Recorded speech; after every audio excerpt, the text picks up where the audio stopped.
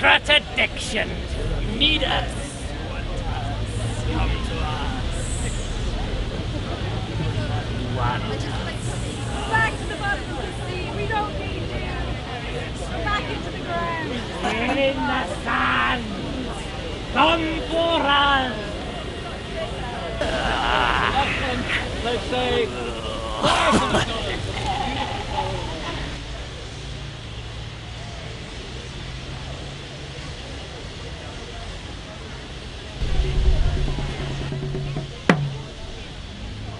Steam beneath the earth's surface. Release me. BP.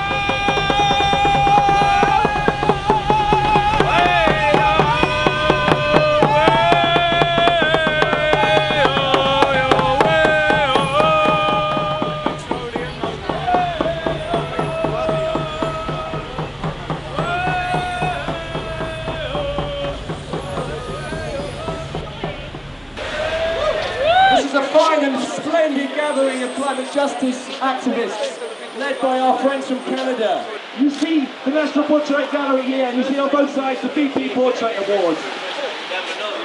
Over 12 years of sponsorship, the BP has been pumping money into this gallery.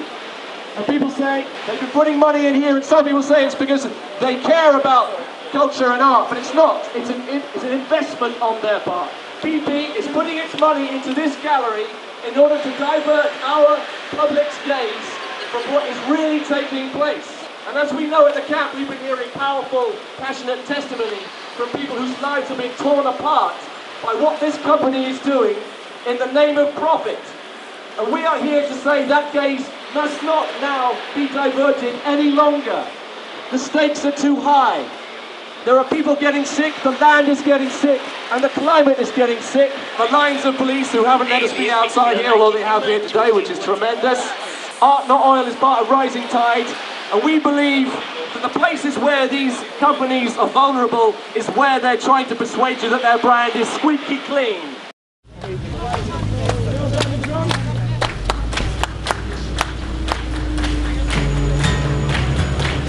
what can you have to celebrate? I'm just trying to get this clear.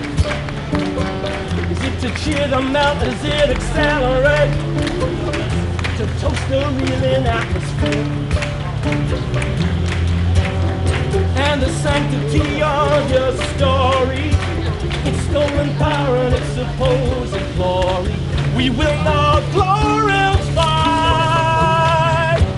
We are here to defy. We are here to defy. Don't you know your marching's over? Over. You've stolen your last four-leaf clover, clover. And here's the climate justice taking over. Climate justice taking over. Right outside the MPG today. I'll drink to the ailing of the oil age, not to your empire of carnage, to the purveyors of theft and murder. We say celebrate this, a fossil fuel free kiss. Don't you know your party's over, over? I pray for climate justice to take over, over these semi-soft blood-stained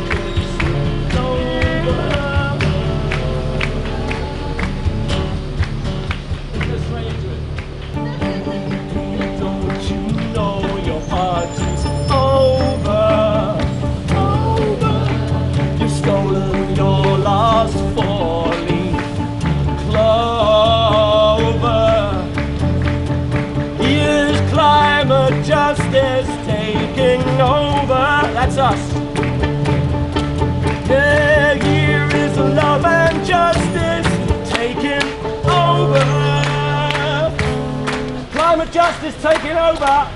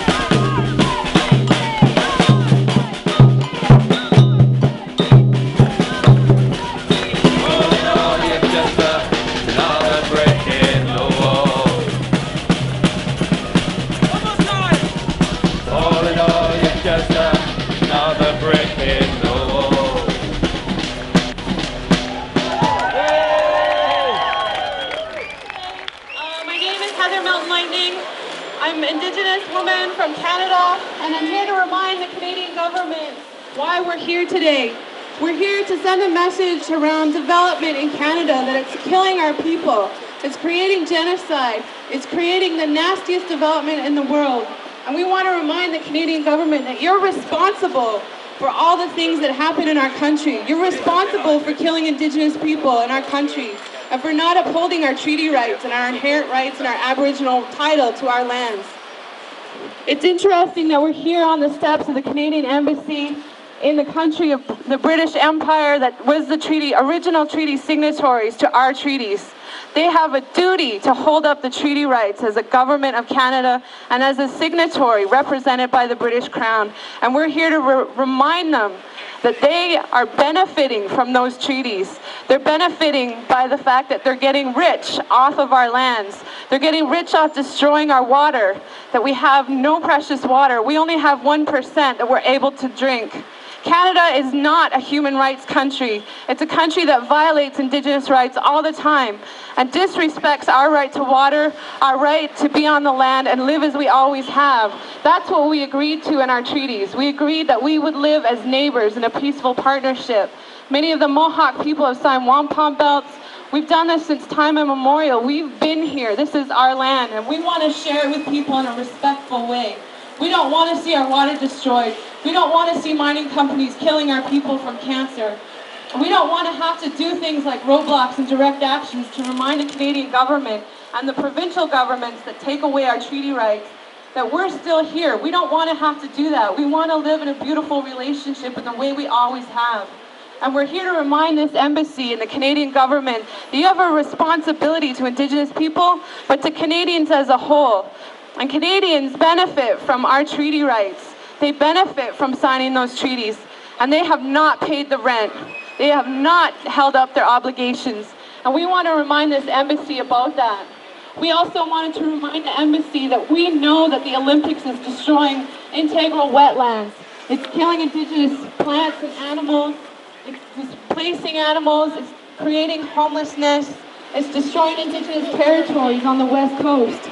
It's having a huge impact on the people, and in particular the poor people in Vancouver and development zones. It's destroying mountains. It's destroying pristine forests, boreal forests, rainforests, all for this show for the Olympics. And they say that the Olympics should be a recreational event, it should be a sporting event, but how can we have a beautiful sporting event when we're destroying all this land in order to do that? One of the elders back home in Vancouver passed away because she was arrested and attracted pneumonia while she was in jail. She didn't get any medical support by the Canadian government while she was in jail, and she died when she was released from jail. She was in there for 3 weeks and was very sick. So the Canadian government doesn't care about human rights. They don't care about the poor. They don't care about the displaced. They don't care about pristine forests and Indigenous life. They don't care about the wildlife. They care about greed. They care about money, and they care about making deals and looking good to the general public. And it's really important that in the United Kingdom and in Europe that we put pressure on the Canadian government and remind them that we don't see them as a human rights activist country. We don't see them as the fifth best place in the world to live. because they're destroying ecosystems all over the world. So help us remind Canada to do what's right, pull out of development, think green, and respect Indigenous people's rights. Thank you.